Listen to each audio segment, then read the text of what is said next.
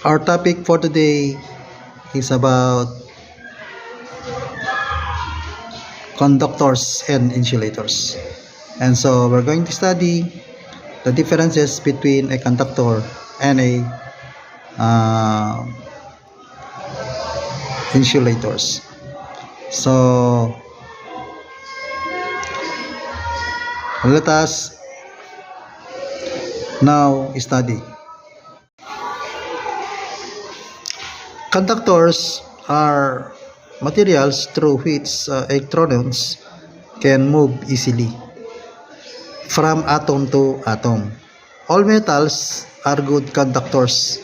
A good conductor always allows electric current to flow with minimum opposition.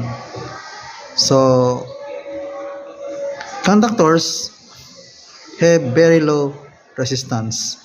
Hence, a proper wire gauge and size should be used. So, as the gauge number increases, the diameters and the criteria are decreased. Gauge numbers indicate wire sizes. To circulate area doubles for every 3 gauge sizes. For example, number 10 wire has approximately twice the area of number 13. The highly the gauge, the thinner are the wires. So types of conductors. So we have there solid stranded,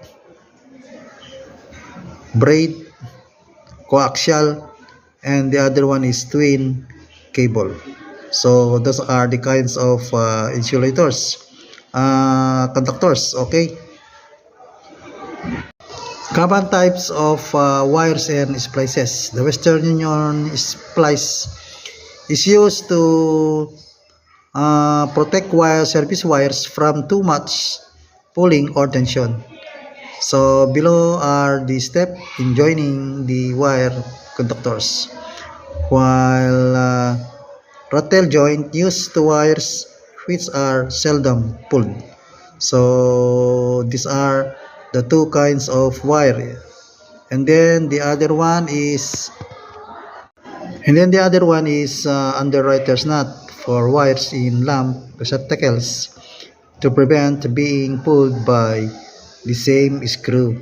So it is used by joining or by tying the nut together.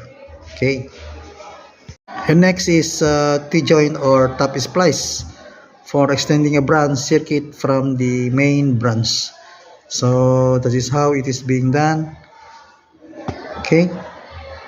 So this is now the activity.